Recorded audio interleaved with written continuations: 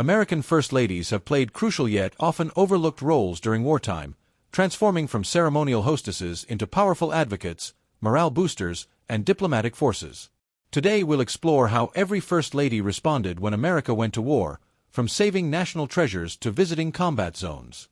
Martha Washington set the precedent during the Revolutionary War before the presidency even existed. During the brutal winter at Valley Forge in 1777 to 1778, Martha joined George Washington at the military encampment. She organized other officers' wives to mend uniforms, knit socks, and care for wounded soldiers. Martha turned the headquarters into a hospital, nursing sick and dying men herself. She raised morale simply by being present, showing soldiers that even the commander's wife shared their suffering. Her actions established the First Lady's role as supporter of troops and their families. Abigail Adams lived through the Revolutionary War raising children alone, while John served in Congress and diplomatic missions. She managed the family farm, dealt with shortages, and witnessed the Battle of Bunker Hill from her property. Abigail melted down the family's pewter spoons to make bullets for Continental soldiers. Her wartime letters to John provided crucial intelligence about public sentiment. Dolley Madison became a legend during the War of 1812. On August 24, 1814, British forces advanced on Washington, D.C. President James Madison evacuated to join military commanders. Dolley remained at the White House with a spyglass, watching enemy approach. As British soldiers came within sight, Dolley refused to leave until she secured national treasures. She directed servants to remove Gilbert Stuart's iconic portrait of George Washington, still hanging in the White House East Room today. She saved important state documents, silver, and the red velvet White House curtains. Only when British troops were literally at the gates did Dolley finally flee. Hours later, the British burned the White House. Dolley's courage saved irreplaceable symbols of American democracy. After the war, she advocated strongly for rebuilding the White House rather than relocating the Capitol. The Civil War created unprecedented challenges. Mary Todd Lincoln's position was especially painful. 4 of her brothers fought for the Confederacy. She was accused of being a Confederate spy because of her Kentucky roots. Despite this, Mary visited Union hospitals constantly, bringing food, flowers, and encouragement to wounded soldiers. She organized fundraisers for medical supplies and soldiers' relief. However, the war destroyed her mentally. Witnessing casualties and losing her son Willie in 1862 contributed to her psychological decline. Julia Grant took a different approach. She frequently visited her husband Ulysses S. Grant at military headquarters during the Civil War, even bringing their children to camp. Julia believed her presence kept Grant's morale high and his drinking under control. Her visits humanized the general to his troops. Lucy Hayes, wife of Rutherford B. Hayes, had served as a volunteer nurse during the Civil War before becoming First Lady. Her wartime experience shaped her compassionate approach to veterans' issues as First Lady. Edith Wilson's wartime role during World War I was transformative. After America entered the war in 1917, Edith led conservation campaigns on the home front. She instituted gasless Sundays, encouraging Americans not to drive. She promoted meatless Mondays and wheatless Wednesdays to conserve food for troops overseas.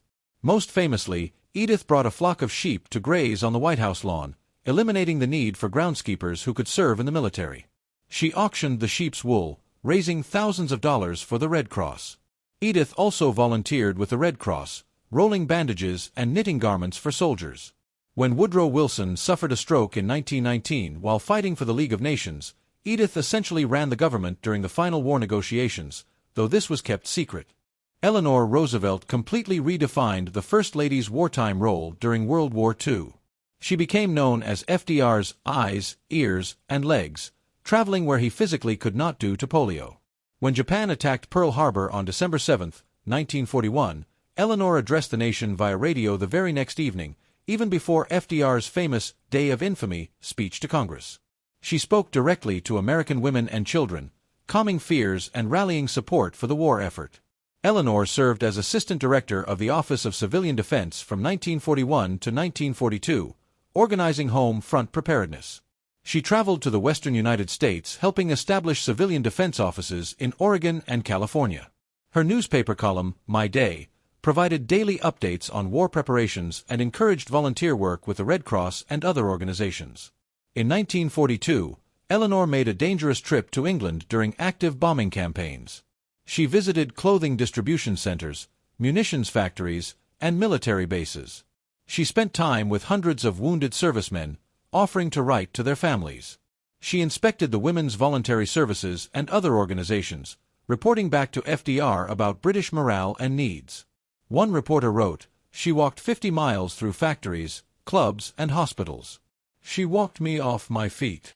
Eleanor's most remarkable wartime contribution came in 1943 when she visited the Pacific Theater. Military commanders initially refused, claiming it was too dangerous and logistically impossible. Eleanor lobbied FDR relentlessly until he agreed, provided she promised not to interfere with military operations. Wearing a Red Cross uniform to reduce luggage needs, Eleanor flew to Australia, New Zealand, and eventually 17 islands including the dangerous combat zone of Guadalcanal. During her Pacific tour, Eleanor visited over 400,000 soldiers in hospitals, mess halls, and camps. She insisted on seeing wounded men in field hospitals, walking among beds and offering to write to families.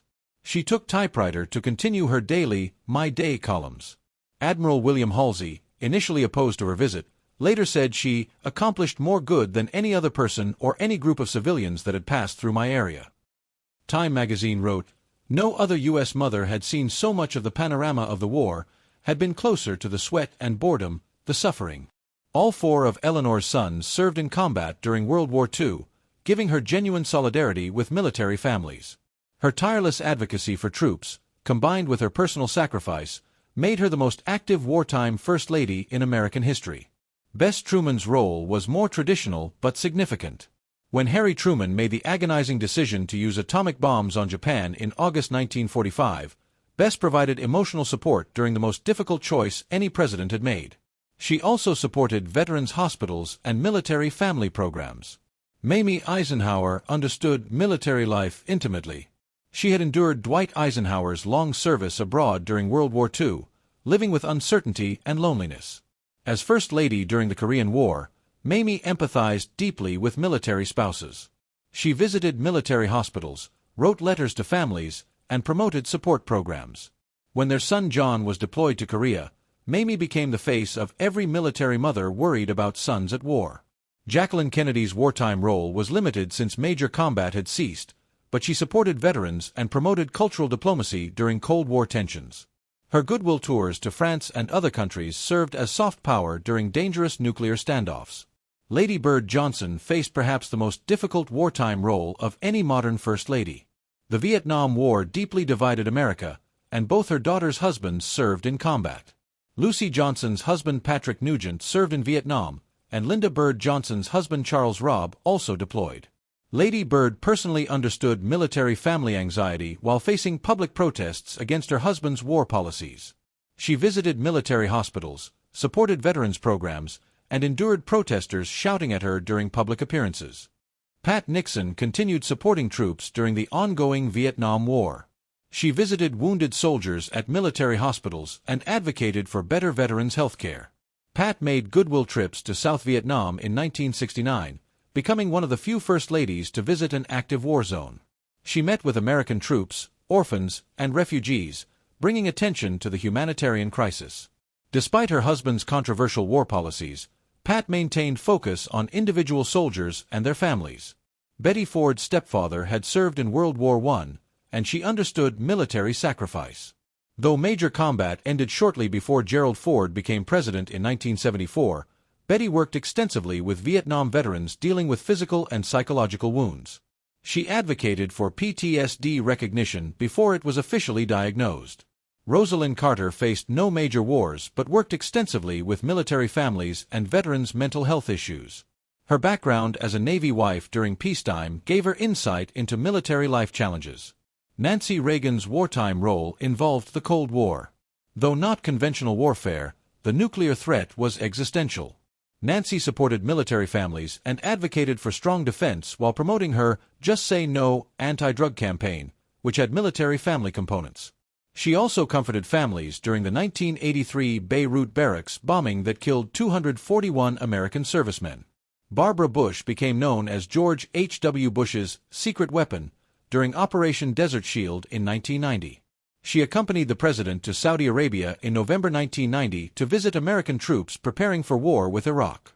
During Thanksgiving, Barbara lifted spirits of homesick soldiers, serving meals and writing letters to families.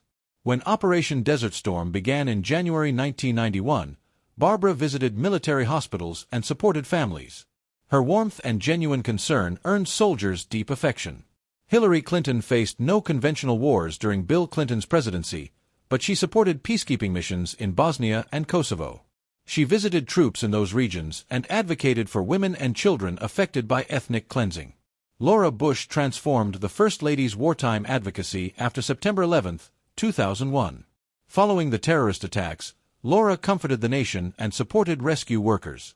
When America invaded Afghanistan in October 2001, Laura became the First Lady to deliver a presidential radio address, speaking about Afghan women's rights under Taliban oppression. She made multiple trips to Afghanistan, meeting with troops and advocating for women's education and health care. Laura visited Walter Reed Army Medical Center regularly, spending time with wounded soldiers from Afghanistan and Iraq. She advocated for traumatic brain injury research and PTSD treatment.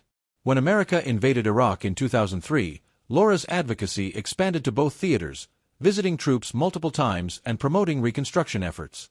Michelle Obama co-founded Joining Forces in 2011 with Jill Biden, the most comprehensive First Lady military family initiative ever created. During America's longest wars in Iraq and Afghanistan, many military families faced repeated deployments and extended separations.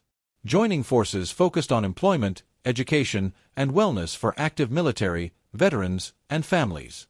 Michelle visited military bases worldwide, hosted events at the White House for military children, and challenged American businesses to hire veterans. The program helped hundreds of thousands of military families and continued beyond her tenure. Melania Trump continued supporting military families, visiting bases and hospitals. She focused on children's welfare, including military children dealing with deployment stress. Jill Biden, herself a military mother with son Beau serving in Iraq, brought unprecedented personal understanding to the role. She continued joining forces, visiting bases globally and advocating for military family employment and education. As Russia invaded Ukraine in 2022, Jill made a surprise visit to Ukraine, meeting with First Lady Alina Zelenska and demonstrating American solidarity. She began speeches with moments of silence for Ukrainians, using soft power diplomacy to support allies. From Martha Washington nursing soldiers at Valley Forge to Jill Biden visiting war-torn Ukraine, First Ladies have fought wars on home fronts and visited combat zones, saved national treasures and advocated for troops, sacrificed their own sons and comforted others' children. Their wartime roles reveal courage, compassion, and power that shaped American history alongside their presidential husbands.